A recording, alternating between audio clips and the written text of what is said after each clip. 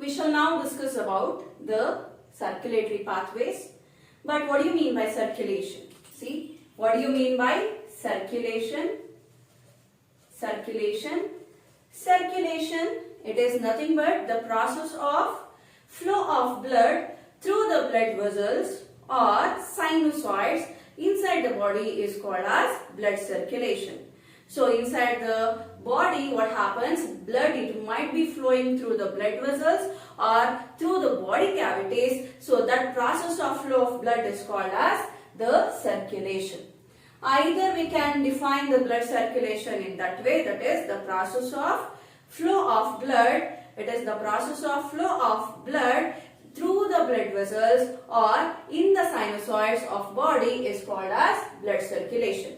Here the term sinusoids, it represents, it is nothing but the body cavity. So for body cavity we call it as sinus or sinusoids. So like that we can actually define circulation, or we can even define circulation as the process of, it is the process of flow of or transportation of food and respiratory gases inside the body through the blood vascular system is called as circulation. So what is circulation? It is the process of flow of, it is the process of transportation of food and respiratory gases through the blood vessels is called as circulation. And circulation in organisms was first discovered by William Harvey. Who discovered blood circulation? William Harvey, he discovered the blood circulation in the year 1628. And there are two different types in circulation. One is open type of circulation. It is also called as lacunar, and the other is closed type of blood circulation. So how many types are there in blood circulation? There are two types in blood circulation. One is open type, which is also called as lacunar, and the other one is closed type of blood circulation.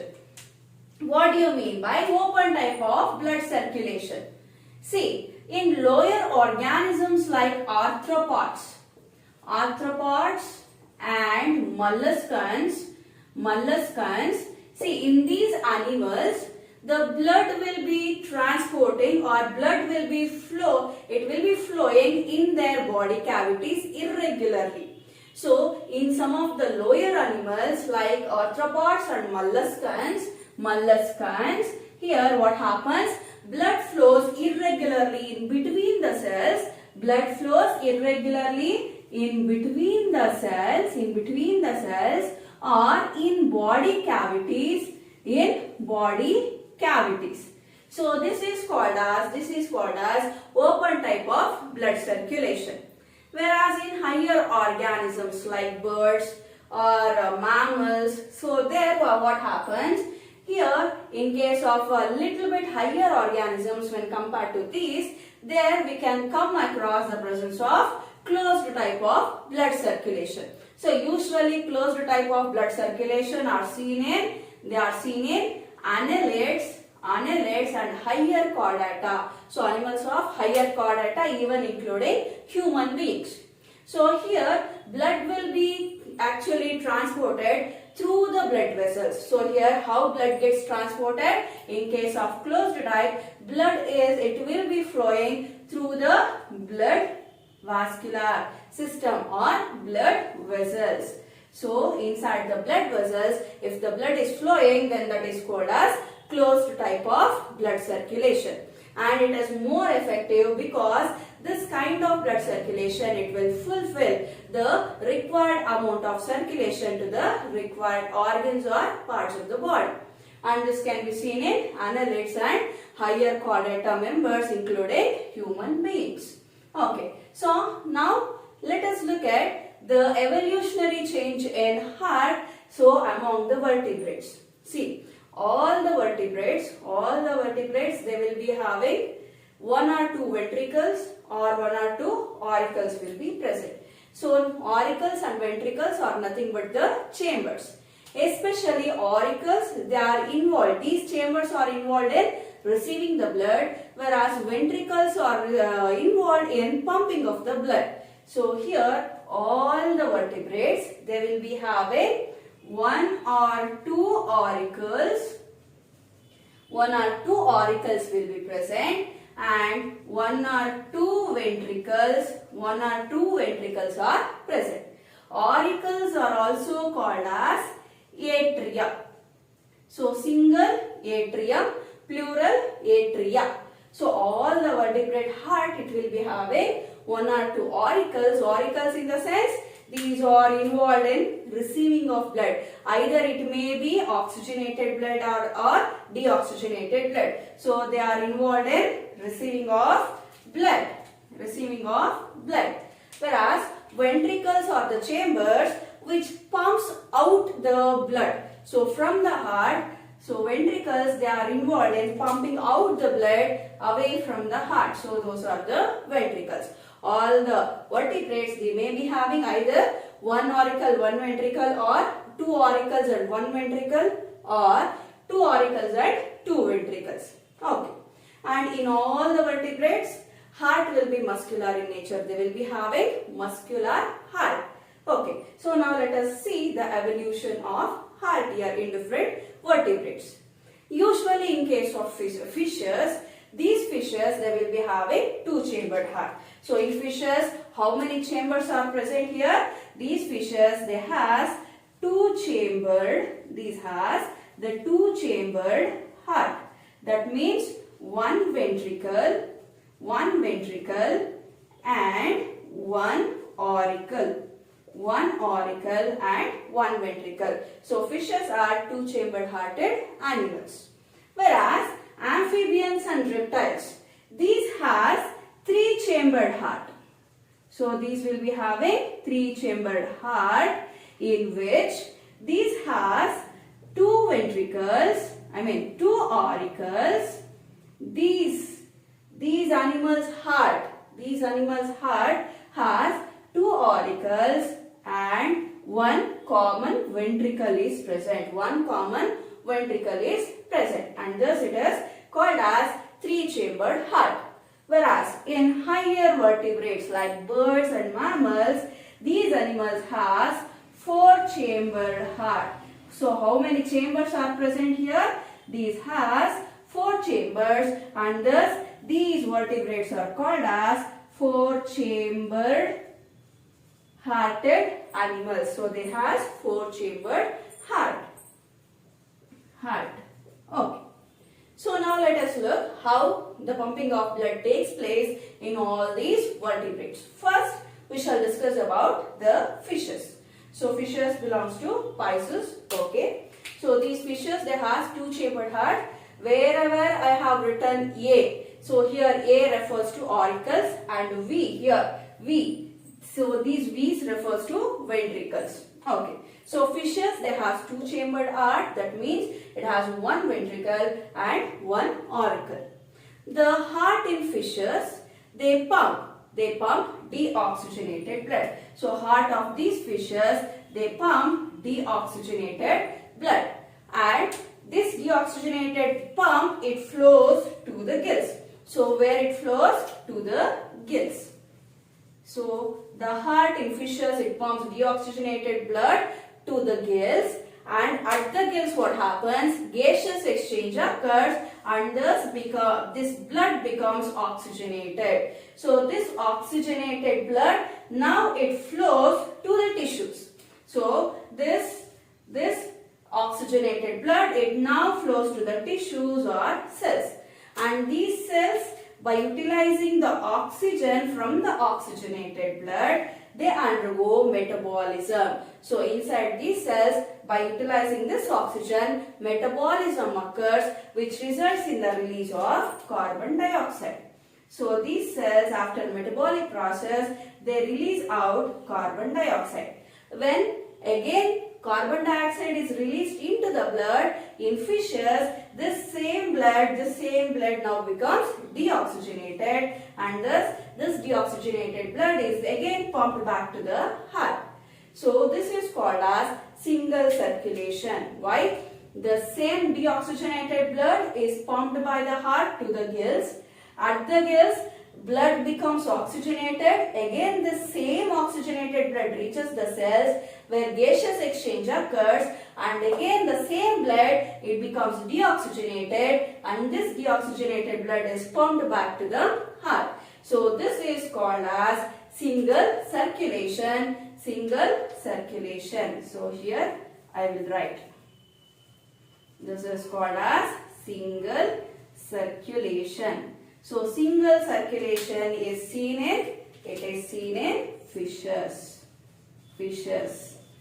That means Pisces. Okay. Now let us move on to the amphibian as well as reptiles. See, in case of amphibians and reptiles, these vertebrates, they have three-chambered heart. They will be having three-chambered heart. That means these animals' heart, it has two auricles. So these two auricles are represented as left auricle and right auricle. So the auricle which is present on left side is called as left auricle. Auricle which is present on the right side is called as right auricle. And they both have common ventricle. So heart of these animals, they will be having common ventricle. Okay. So here what happens in these animals, in these vertebrates, the heart of these animals, they also has additional chambers. They will be also having additional chambers like sinus venosus. This is called as sinus venosus, as well as truncus arteriosus. This truncus arteriosus is also called as conus arteriosus. So this chamber is also called as conus arteriosus or truncus arteriosus. Okay. So now let us see how the pumping of blood takes place. I told you these are three-chambered hearted animals. So these will be having two auricles and single common ventricle will be present. See, the auricles on left side. So the auricles which are present on left side, they can be written as left auricle. And the auricles on right side, it is indicated as right auricle. RA means right auricle. LA it includes that means left auricle. See, in amphibians and reptiles, the left auricle receives oxygenated blood. In these vertebrates, the left auricle, it receives oxygenated blood, whereas the right auricle in these vertebrates, they receives deoxygenated blood. Deoxygenated blood, for that I will be representing it as DO in blue color, and oxygenated blood I represent it as oxy, so that you could understand that. So here also oxygenated blood, and here right auricle, it receives deoxygenated blood. Even though these two auricles are receiving oxygenated and deoxygenated blood separately, these oxygenated and deoxygenated blood flows into a common chamber called as ventricle, because these animals have a single ventricle present here. So what happens when oxygenated and deoxygenated blood flows into the same ventricle? So here in this ventricle, what happens? Blood gets mixed up. So what happens here? Oxygenated and deoxygenated blood, it gets mixed up. So in these animals, we can come across incomplete double circulation. Why it is incomplete? Because here both oxygenated and deoxygenated blood both are mixed up, and the heart of these animals, they pumps mixed blood. So what kind of blood it is pumping here? So the heart of these animals, they will be pumping mixed blood, and thus this is called as incomplete double circulation. Incomplete double circulation. So incomplete double circulation is found in amphibians as well as reptiles except crocodiles. Now let us move on to the four-chambered heart, which is present in higher vertebrates like birds, mammals including crocodiles. Crocodile, it is a reptile, but still it will be having 4-chambered heart. That means these animals, the heart, it has how many auricles? They has 2 auricles and 2 ventricles. So a 4-chambered heart, it is made up of 2 auricles and 2 ventricles. And thus here what happens? Here the left auricle, it receives the oxygenated blood, and then this oxygenated blood, it flows into the ventricle, this left ventricle. Again from here oxygenated blood will be pumped separately.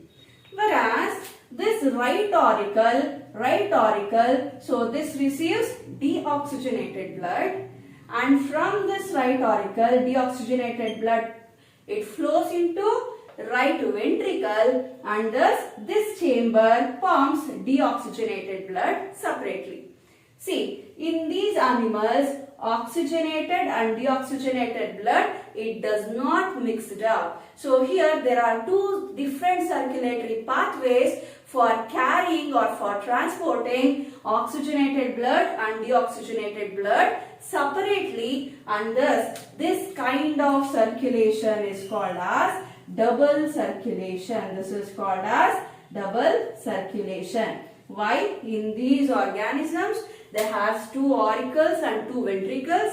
That is, left auricle receives oxygenated blood. This oxygenated blood flows into ventricles, and from here this oxygenated blood is pumped to the different body parts.